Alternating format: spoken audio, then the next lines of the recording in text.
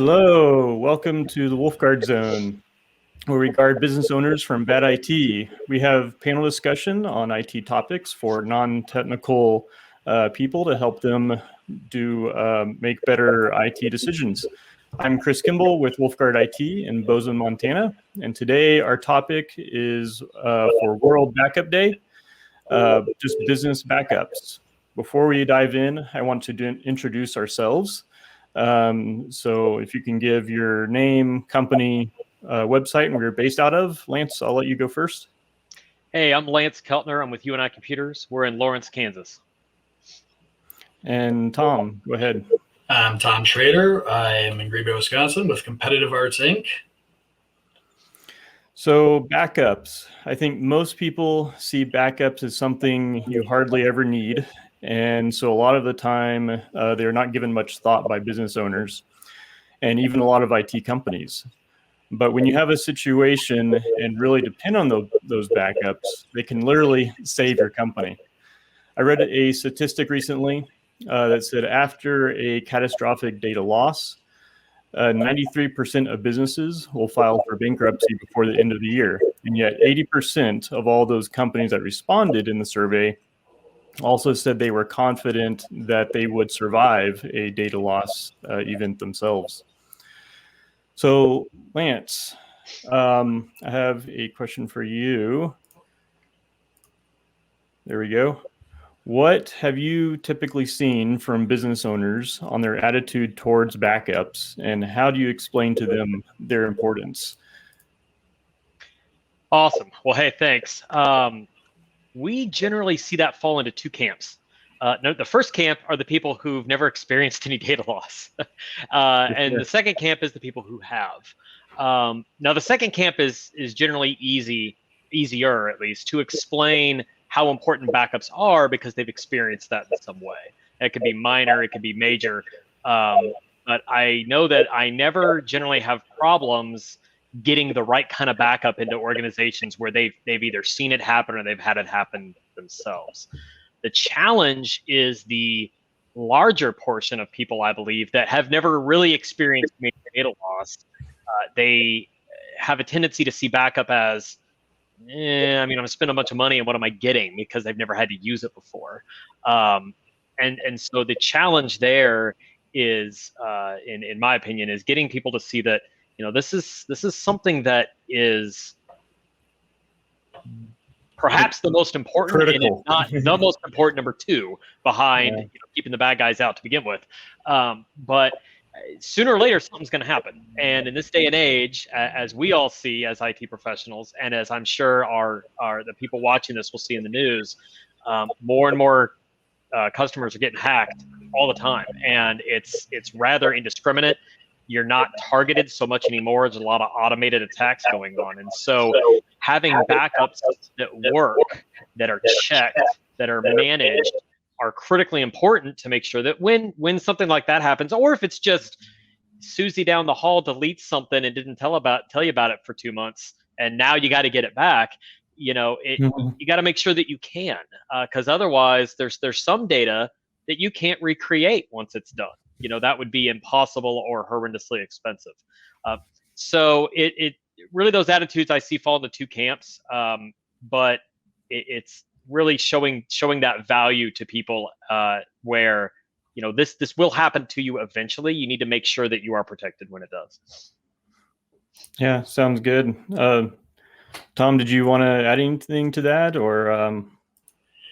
It's really hard to step on top of that.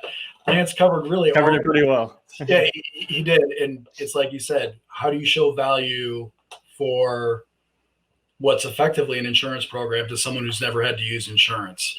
So Lance covered it quite well.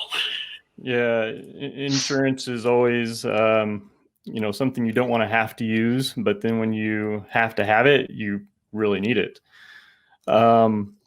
So it regularly surprises me how often we go to a new client and to start onboarding them and find that they just have no backups at all, or they've been failing for a long period of time. I remember an insurance company that when we first started the company I went to, and they called me because their server had gone down, and of course, they needed it fixed. And so I went on site and looked at the I want to say server, because it was actually just a workstation, a regular computer that was acting like a server.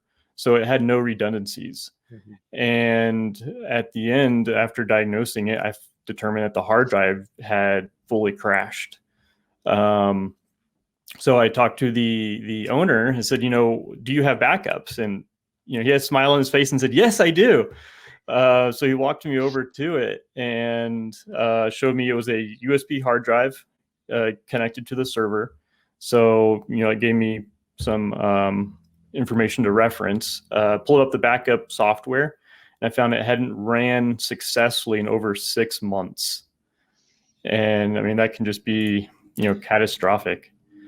So we all agree backups can literally save your company. But how do you know that when the backup is set up, that everything is selected that should be, and that you don't find out, later on that things were added, that then were not included in the backup? Lance, you want to go on that one? Sure. I think that once again, I'm in the two camp explanation. It falls into kind of two camps. Number one, did you, the managed service provider, did you set that back up from the beginning, or are you taking over a client that already had that backup set up before? So in the case of, we'll start with number two.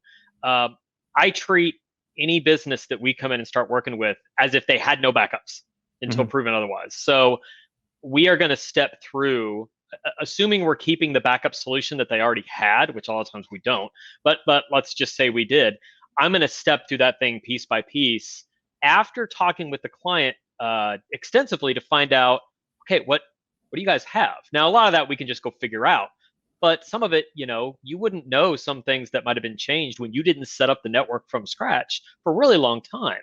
And so we're asking the client, right, what are you using? Where are the important files? Where's your QuickBooks? Where's your whatever you're using? What all are you using? Then we go make sure that, okay, all these things they told us about, all these things are covered, right? And in the backup. Now, generally, we're backing up everything anyway. But sometimes special attention has to be made for certain things, depending on where those things live. And now with the cloud, you've got other things to take into account other than just the stuff that's in the building, for instance. Doubly important for work from home scenarios where maybe there is no office anymore. For the first option where we're setting it up, it kind of goes back to the same conversation where we're going to find out what's important to you, what are you doing, and then we make sure, number one, that yes, we have a backup solution that's going to do all that, or maybe more than one if we need more than one. And then the key here is what a lot of almost all business owners never do, but unfortunately a lot of IT providers also sometimes don't do, and that is regularly checking on, okay, this is what we set up. Is it actually doing what it's supposed to do? And did the user or did the customer bring in something new that now is for some reason not included in the backup? So we're consistently checking at a minimum with our quarterly business reviews that we do. What is the makeup? Did things change? Did you install something you didn't tell us about? And do we need to make sure it's backed up, right? Because at the end of the day, if you have to use those backups, you better make sure you have them. You're right. Yeah. And I've seen that where we've, like you said, we've come in to a new client. They said, oh, we have backups. So we treat it like you said, it's all new to us. We want to verify. So we look, we see what they're backing up. We talk to the customer. Okay, they have QuickBooks, or they, use this program. And yeah, we'll find that not all that data was included in that. So yeah, that's very important. Tom, for any business owner wanting to make sure their current IT setup is backing up correctly, do you have like any top 3 requirements, that you say they have to meet, or points, I guess? Well, I kind of have a 3-step approach. However we look at it, this goes for existing clients when we do our QBRs, as well as for new clients, whether they're a new company or somebody we're taking over from another provider. We kind of go in, and the first thing we do is we want to sit down and have an open and honest assessment of what's actually happening within the company, where the priorities are, what's important to them, which pieces of data they care about, because some of it they're going to say they don't, and they're going to lie because they do care about it. But going through those conversations and kind of asking questions about the data as we go, we're going to kind of suss out what they really do care about. And ultimately, I want it all backed up. But sometimes there's cost restraints at the beginning, so you're going to have to prioritize some stuff. So we go through that open and honest assessment. So then step 2 is actually setting that backup strategy, which includes the full disaster recovery plan. And when we go through that, we're going to help the business decision makers decide on the priority, because that priority is critical. There are sometimes limitations with the technology, which pieces have to come online first. But oftentimes it's a matter of just what's most important to you, especially when you start getting into restoring files. If you've got a terabyte of data you need to restore, it's not all going to be there right now. So what's important? Right. Kind of go into the whole, if everything's a priority, nothing's a priority. So we want to go through that and make sure that we go through that backup strategy top to bottom. And then finally, coming back to it, timely testing. With any backup strategy that cannot be tested is not a full backup strategy. It has to be able to be tested and know that it's functioning, because the worst thing that can happen from my standpoint is, okay, we need that backup and it's not there. Whether it didn't complete properly or it did, but something was non-functional in the background architecture, I need to know it works. So that timely testing is the last critical piece that, as Lance alluded to before, even a lot of IT providers, they miss that step. Yeah, for sure.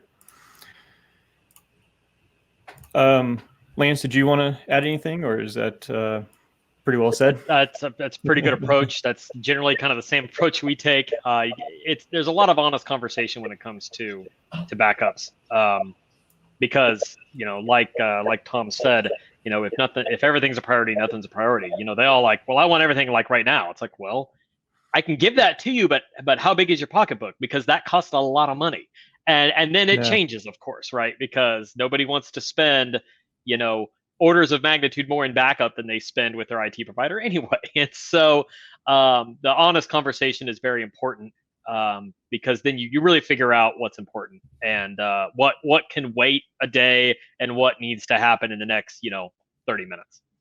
Yeah, I think a lot of it has to do with just having a sit down and having a conversation with them.